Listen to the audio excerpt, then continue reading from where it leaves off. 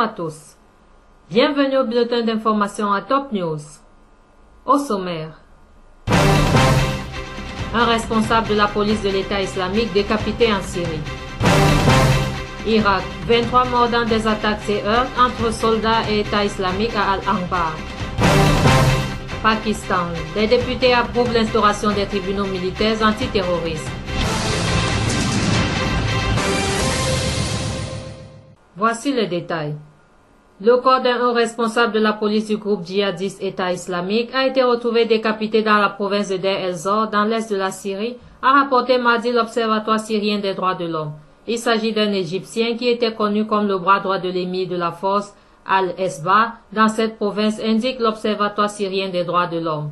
On ignore qui l'a décapité, son corps porte des marques de torture et a été retrouvé près d'une centrale électrique de la ville d'Al-Mayadin. Des agresseurs ont également tenté de tuer 2 membres du groupe État islamique dans cette ville, ajoute l'Observatoire syrien des droits de l'homme.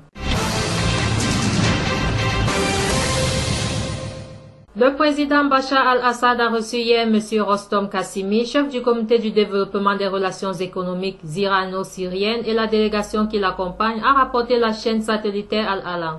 La rencontre a porté sur le renforcement des relations économiques entre la Syrie et la République islamique d'Iran et la nécessité d'optimiser l'investissement des opportunités disponibles dans de nombreux secteurs vitaux. Lors de la réunion, le président al-Assad a souligné l'importance de combiner la vision économique entre la Syrie et l'Iran avec la vision politique et stratégique qui caractérise les relations entre les deux pays afin de faciliter les procédures et de surmonter les obstacles qui entravent la coopération économique, ce qui renforce la relation des deux peuples et réalise leurs intérêts communs. Par ailleurs, M. Kassimi a réitéré le soutien de son pays au peuple syrien face à la guerre injuste qui le vise, ainsi que le souci de la République islamique d'Iran de continuer à apporter le soutien et l'expertise nécessaires pour appuyer la Syrie dans le domaine économique et renforcer sa fermeté pour remporter la victoire, soulignant l'existence des potentialités en Syrie et en Iran. D'autres projets peuvent être investis pour servir les relations stratégiques entre les deux pays. Pénurie de médecins, de matériel, de médicaments, réapparition de maladies éradiquées. Des médecins syriens réunis à Paris ont alerté sur le désastre médical et humanitaire dans leur pays ravagé par bientôt 4 années de guerre. La situation est insupportable, catastrophique et de nombreuses parties de la Syrie n'ont plus de présence médicale, a lancé le docteur Ubeida Al-Mufti, un médecin franco-syrien membre de l'Union des organisations syriennes de secours médicaux, un réseau de médecins à l'intérieur et à l'extérieur de la Syrie, soutenu notamment par Paris, lors d'une rencontre avec la presse lundi soir au Quai d'Orsay. Le ministre libanais de l'Éducation Elias Boussab a confié au quotidien Al-Jumhuriya de mardi être intervenu afin de mettre un terme à la discorde entre le ministre de l'Économie Alain Hakim et son collègue à la Santé Waïd Boufar. M. Boussab a ainsi assuré avoir mis fin aux différends qui opposaient les deux ministres, soulignant qu'ils coopéreront dans les jours à venir sur les dossiers en question. Commentant les craintes de certains observateurs de voir le gouvernement fragilisé par cette dispute entre ministres, M. Boussab a écarté une telle éventualité.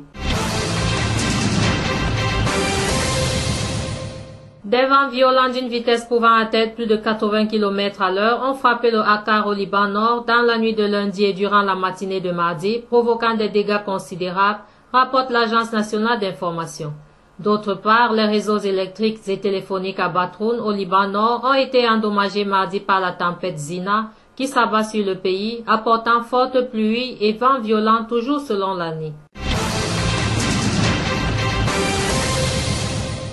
Au moins 23 membres des forces de sécurité sont morts mardi dans 2 attentats suicides et des heurts avec des djihadistes du groupe État islamique dans la province d'Al-Akhmaz Ouest, selon des responsables et un médecin. Les kamikazes ont fait détonner leurs charges contre une mosquée où se reposaient des combattants anti-djihadistes dans le secteur d'Al-Juba, faisant 10 morts. Des affrontements ont ensuite éclaté dans lesquels 13 autres membres des forces de sécurité ont perdu la vie. Les parlementaires pakistanais ont approuvé mardi la création de tribunaux militaires pour accélérer les procédures dans les affaires de terrorisme en réponse à l'attaque la plus meurtrière du pays de l'histoire, perpétrée à la mi-décembre par un commando taliban dans une école de Peshawar.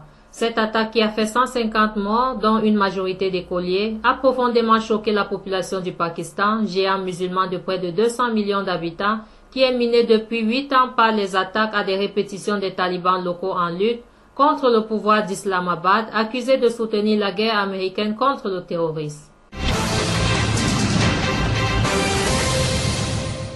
Autre titre.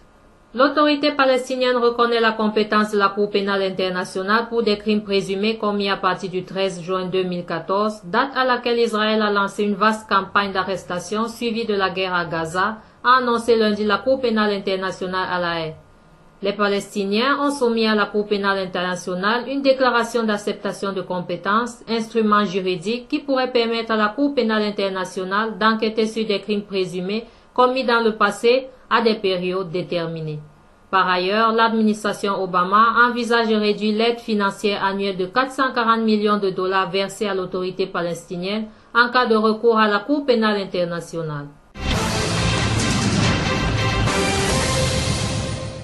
Enfin, 12 soldats ukrainiens ont été tués et 18 autres ont été blessés lundi soir dans une collision entre un bus et des véhicules militaires dans l'est rebelle de l'Ukraine, a indiqué la garde nationale ukrainienne dans un communiqué.